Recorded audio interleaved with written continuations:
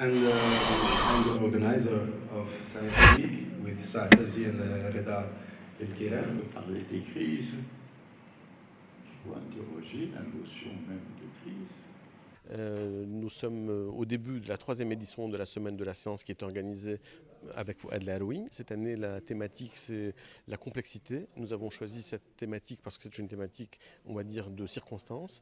Et nous avons le privilège d'avoir fait l'ouverture avec Edgar Morin, qui est l'un des principaux penseurs de la complexité et qui a écrit son premier livre sur le sujet en 1954. Nous avons réuni les plus grands penseurs de la complexité qui sont d'ailleurs dans le livre de Reda Ben-Kiran qui vient de sortir. Reda Ben-Kiran est professeur de la chaire de complexité et humanité à l'Africa Business School de l'université et il a publié cette série d'entretiens avec des scientifiques qui parlent de la complexité et qui nous font le plaisir et l'honneur d'être avec nous pour que nos étudiants tentent de la première origine de cette discipline.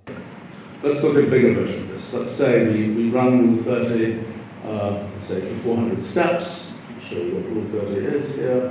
There's the rule. This is what it does. Je vais vous dire. Alors moi, ma question, c'est 2 questions qui s'emboîtent que je vais traiter dans cette semaine, puisque je vais faire 2 interventions. La première, c'est pour essayer de surmonter des préjugés. Moi, je fonctionne toujours comme ça, des choses qui ont l'air d'être évidentes.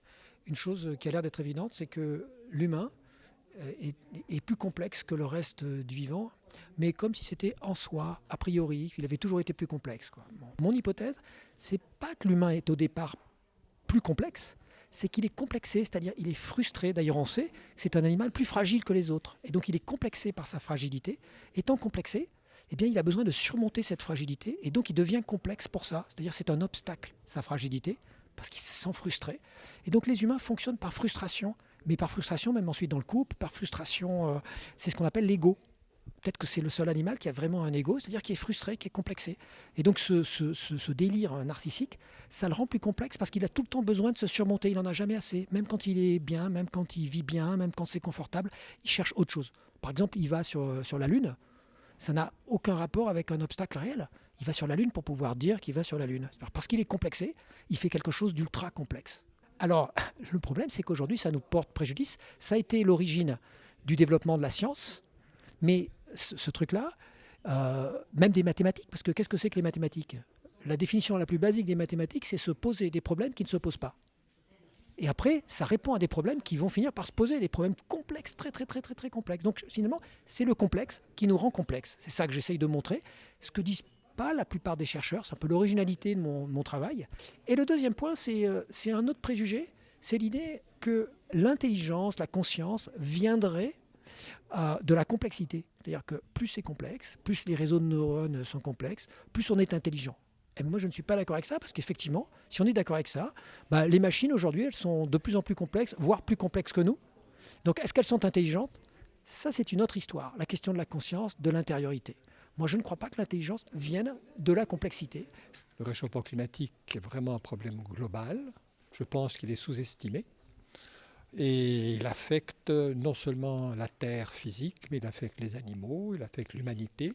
Et dans tous les pays, on va en subir des conséquences. Je pense qu'il est largement sous-estimé. Alors, c'est un problème global et qui rassemble, qui affecte tout, et on ne peut pas le traiter séparément.